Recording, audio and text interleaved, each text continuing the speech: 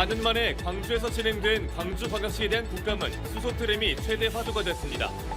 하지만 검찰의 민주연구원 압수수색 시도로 민주당 의원들의 현장 합류가 늦어지면서 국감은 힘이 빠진 모습이었습니다. 목포 시내버스 파업이 사흘째를 맞고 있습니다.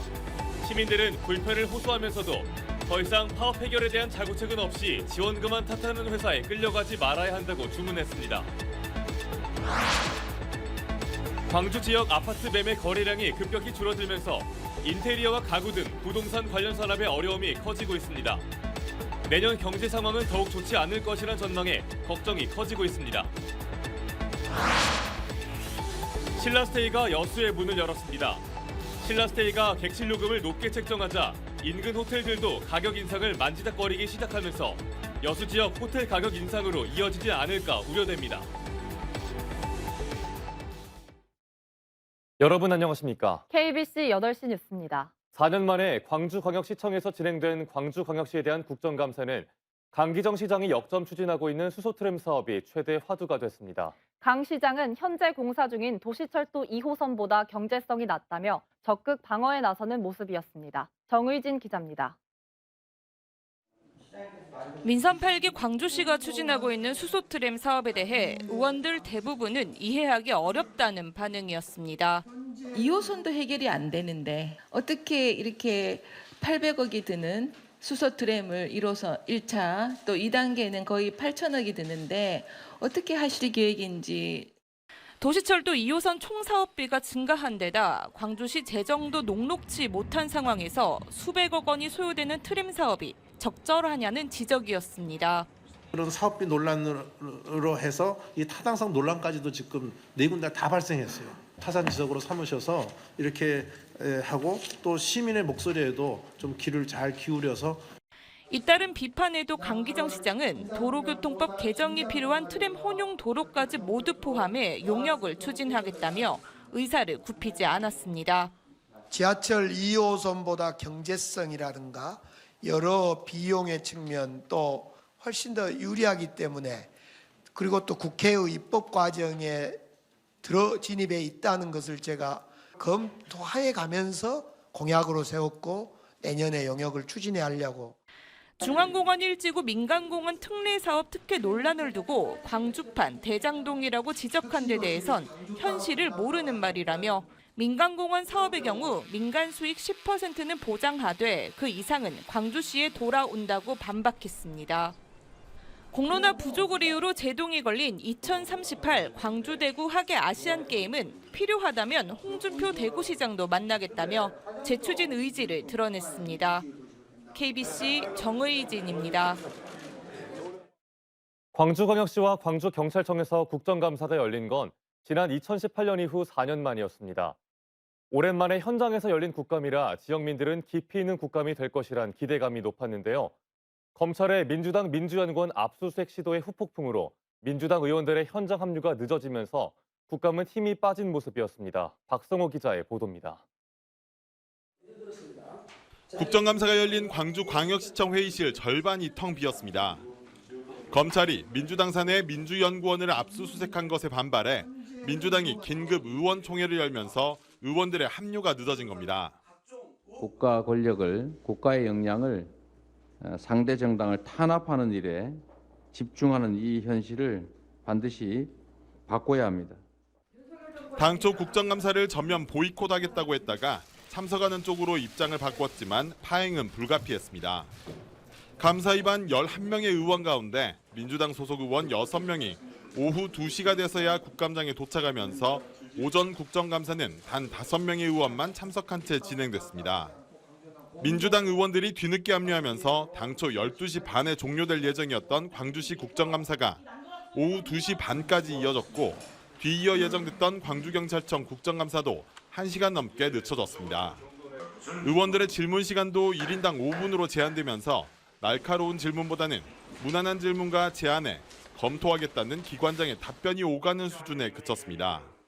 이 스쿨존의 불법 주정차 문제, 이 문제에 대해서도 좀 적극적 대응을 좀 해주셔야 되지 않을까 생각하는데 어떻게 생각하십니까? 네, 그 자치단체하고 합동을 해서 적극적으로 대응도 하겠습니다. 검찰의 민주당사 압수수색 시도 여파로 4년 만에 진행된 광주 현장 국정감사는 어수선한 분위기 속에 날선 공방도 벌어지지 않으면서 아쉬움이 큰 국감이 됐습니다. KBC 박성호입니다. 광주경찰청에 대한 국정감사에서 재개발 비리 등에 대한 엄정한 수사를 촉구하는 목소리가 나왔습니다. 오늘 광주경찰청에서 열린 국회 행정안전위원회 국정감사에서 조은희 국민의힘 의원은 학동사구역 재개발 사업 관련 재개발 비리에 연루된 철거업체가 다른 재개발 사업에도 관여해 공사비를 부풀렸다는 의혹이 나오고 있다며 엄정 수사해야 한다고 강조했습니다.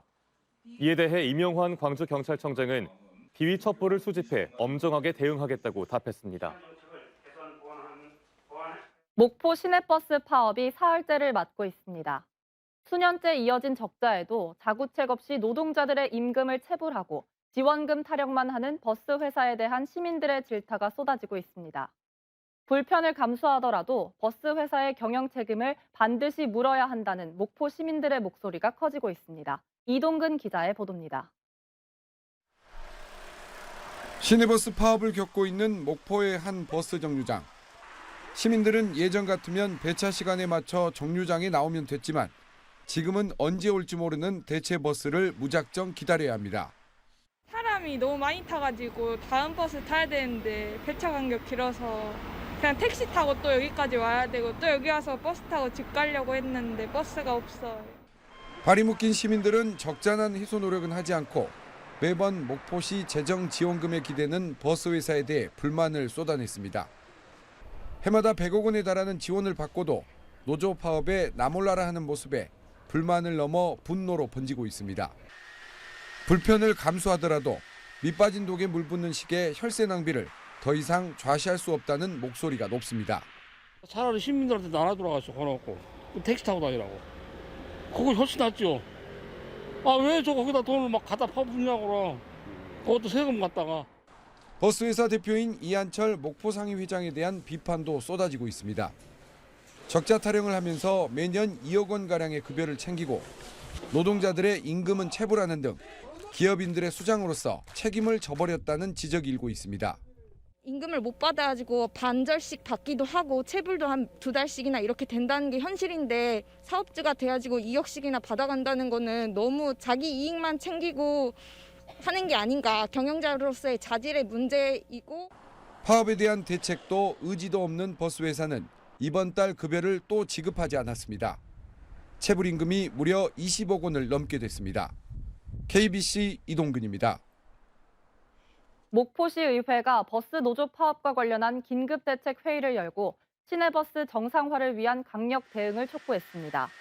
목포시 의회는 전체 의원 회의를 개최해 버스 노조 파업은 독과점의 폐해로부터 비롯된 악순환의 반복이라며 노조의 파업 철회와 시민의 교통권과 생계를 위협하는 파업에 대해 강력히 대응할 것을 요구했습니다.